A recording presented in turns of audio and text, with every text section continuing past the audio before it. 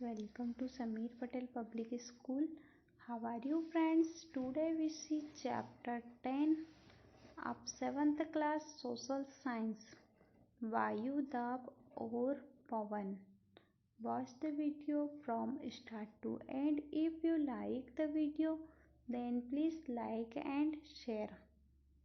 Chapter 10 वायु दाब और पवन का सॉल्यूशन कर लेते हैं। ठीक है, क्वेश्चन नंबर फर्स्ट, निम्नलिखित प्रश्नों के सही विकल्प चुनकर लिखिए। निम्नलिखित प्रश्नों के सही विकल्प चुनकर लिखिए। ठीक है, फर्स्ट, वायु दाब को मापने वाली इकाई कहलाती है। वायु दाब को मापने वाली इकाई कहलाती है। ठीक है, ऑप्शन में देखेंगे मिलीमीटर, मिलीबार, मिलीग्राम, सेंटीमीटर। तो इसका राइट आंसर रहेगा मिली बार। ठीक है, नेक्स्ट देखेंगे क्वेश्चन नंबर सेकंड, उत्तरी भारत में गर्मियों में चलने वाली गर्म पवन कहलाती है। उत्तरी भारत में गर्मियों में चलने वाली गर्म पवन कहलाती है। ऑप्शन में देखेंगे जल समीर, लू, थल समीर, व्यापारिक पवने। तो इसका राइट आंसर रहेगा लू। ठीक है, नेक्स्ट क्वेश्चन देखेंगे क्वेश्चन नंबर 3, यह स्थानीय पवन का एक उदाहरण है। यह स्थानीय पवन का एक उदाहरण है। ऑप्शन में देख लेंगे थल समीर, पछुआ हवा, ध्रुवी पवन और मानसून। तो इसका राइट आंसर रहेगा थल समीर। ठीक है, नेक्स्ट क्वेश्चन देखें क्वेश्चन नंबर 2, रिक्त स्थानों की पूर्ति कीजिए। हमें यहाँ पर रिक्त स्थानों की पूर्ति करना है। ठीक है, फर्स्ट, वायु दाब को डैश यंत्र द्वारा ज्ञात किया जाता है। वायु दाब को डैश यंत्र द्वारा ज्ञात किया जाता है। ठीक है, तो यहाँ पर हमें राइट करना रहेगा इसका आंसर वायु दाब मापी। ठीक है, वायु दाब मापी यंत्र द्वारा ज्ञात किया जाता है वायु दाब को। ठीक है, नेक्स्ट देखेंगे सेकंड नंबर पे, 2 नंबर पे है, सागरीय सतह पर वायु का दाब डैश होता है। सागरीय सतह पर वायु का दाब डैश होता है। तो इसका आंसर रहेगा अधिक। ठीक है, तो हमें यहाँ पर अधिक राइट करना है। नेक्स्ट, जल समीर डैश से डैश की ओर चलती है। जल समीर डैश से डैश की ओर चलती है। तो हमें यहाँ पर राइट करना है जल। ठीक है, जल समीर जल से स्थल की ओर चलती है। ठीक है, हमें यहाँ पर जल राइट करना है और यहाँ पर स्थल। ठीक है, नेक्स्ट देखेंगे 4 नंबर पे, किसी स्थान विशेष पर चलने वाली पवनों को डैश पवने कहा जाता है। किसी स्थान विशेष पर चलने वाली पवनों को डैश पवने कहा जाता है। तो हमें यहाँ पर राइट करना है स्थानीय पवने कहा जाता है। ठीक है,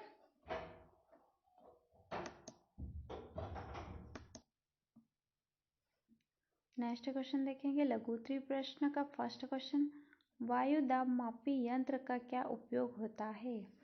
वायु दाब मापी यंत्र का उपयोग क्या है। ठीक है, इसका आंसर देखेंगे वायु दाब मापी यंत्र द्वारा वायु दाब ज्ञात किया जाता है।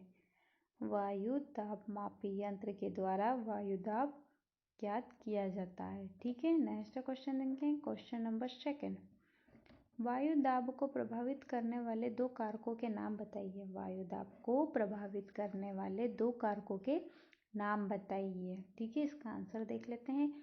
वायु दाब को प्रभावित करने वाले 2 कारक, फर्स्ट, समुद्र सतह से ऊंचाई और सेकंड रहेगा तापमान। ठीक है, नेक्स्ट क्वेश्चन देखें क्वेश्चन नंबर 3, स्थायी पवनों के प्रकार लिखिए। स्थायी पवनों के प्रकार लिखिए। ठीक है, आंसर देख लेते हैं स्थायी पवनों के प्रकार, फर्स्ट, व्यापारिक पवने, पछुआ पवने और ध्रुवी पवने। ठीक है, ये 3 पवने हैं।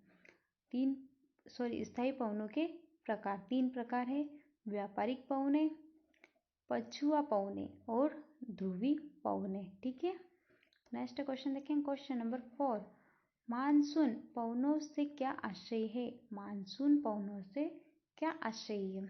ठीक है, इसका आंसर देखेंगे, मानसून पवने सामयिक पवने हैं। मानसून पवने सामयिक पवने हैं। किसी विशेष मौसम में चलने वाली हवाओं को मानसूनी पवने कहते हैं।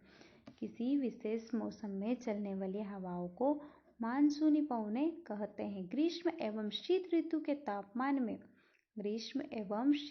तापमान में अधिक अंतर होने के कारण ये 6 माह बाद दिशा परिवर्तन करती रहती है। ये 6 माह बाद दिशा परिवर्तन करती रहती है। 2 प्रकार की होती है। ये 2 प्रकार की होती है। ठीक है, ग्रीष्मकालीन मानसूनी पवने, ये पवने ग्रीष्म ऋतु में समुद्र से स्थल की ओर चलती है। ये पवने ग्रीष्म ऋतु में समुद्र से स्थल की ओर चलती है। ठीक है, सेकंड, शीतकालीन मानसूनी पवने। शीतकालीन मानसूनी पवने, ये पवने शीत ऋतु में स्थल से समुद्र की ओर चलती है। शीत ऋतु में स्थल से समुद्र की ओर चलती है। ठीक है, नेक्स्ट क्वेश्चन देखेंगे, फेरल का नियम क्या है? ठीक है, क्वेश्चन क्या है, फेरल का नियम क्या है? इसका आंसर देख लेते हैं। फेरल के अनुसार पृथ्वी की घूर्णन गति के कारण, फेरल के अनुसार पृथ्वी की घूर्णन गति के कारण हवाएं एवं सागरी जल धाराएं उत्तरी गोलार्ध में अपनी दाहिनी ओर तथा दक्षिणी गोलार्ध में अपनी बाह्य ओर मुड़ जाती है। ठीक है,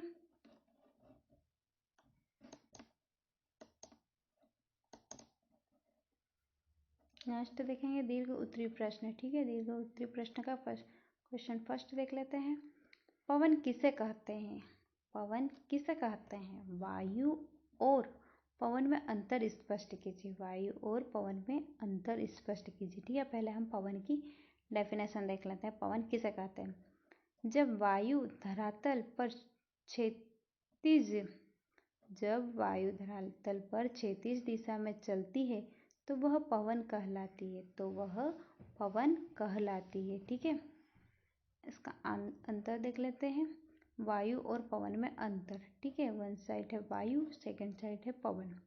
ठीक है, फर्स्ट, वायु नीचे से ऊपर की ओर तथा ऊपर से नीचे की ओर लंबवत चलती है। वायु नीचे से ऊपर की ओर और ऊपर से नीचे की ओर लंबवत चलती है, जबकि पवन सदैव क्षैतिज दिशा में चलती है। पवन सदैव क्षैतिज दिशा में चलती है। ठीक है, नेक्स्ट पॉइंट देखेंगे, वायु शांत होती है, जबकि वायु जब गतिशील होती है तो वह पवन का रूप ले लेती है। वायु जब गतिशील होती है तो वह पवन का रूप ले लेती है। यह सदैव उच्च दाब से निम्न दाब की ओर चलती है। ठीक है, नेक्स्ट क्वेश्चन देखेंगे, क्वेश्चन नंबर 2। ठीक है, क्वेश्चन नंबर 2 देखेंगे, वायुदाब किसे कहते हैं? वायुदाब किसे कहते हैं? वायुदाब की पेटियों का नामांकित चित्र बनाइए। वायुदाब की पेटियों का नामांकित चित्र बनाइए। ठीक है, इसका आंसर देख लेते हैं।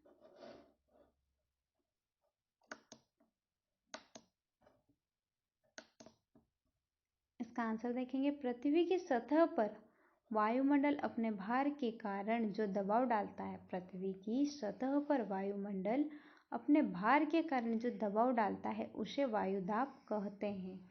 ठीक है, वायुदाब की पेटियों का नामांकित चित्र बनाइए। वायुदाब की पेटियों का नामांकित चित्र बनाइए। ठीक है, तो हमें यहाँ पर वायुदाब की पेटियों का नामांकित चित्र ये यहाँ पर दिखाया गया है। ठीक है, नेक्स्ट क्वेश्चन देखेंगे, क्वेश्चन नंबर 5। क्वेश्चन नंबर 5 देखेंगे, जल समीर एवं थल समीर का वर्णन कीजिए। जल समीर तथा थल समीर का वर्णन कीजिए। ठीक है, इसका आंसर देख लेते हैं। जल समीर, दिन के समय स्थल भाग जल की अपेक्षा शीघ्र गर्म हो जाता है।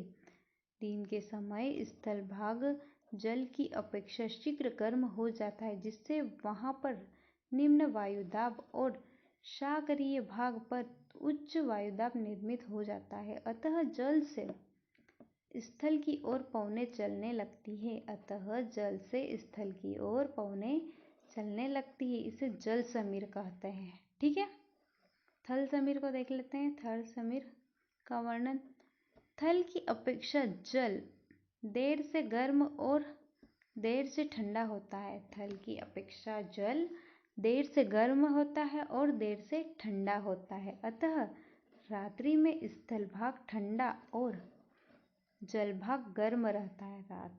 रात में स्थल भाग ठंडा और जल भाग गर्म रहता है। थल भाग पर उच्च वायुदाब तथा सागरी भाग पर निम्न वायुदाब के कारण पवनें थल भाग से जल भाग की ओर चलती है। थल भाग से जल भाग की ओर चलती है, जिसे थल समीर कहते हैं। ठीक है।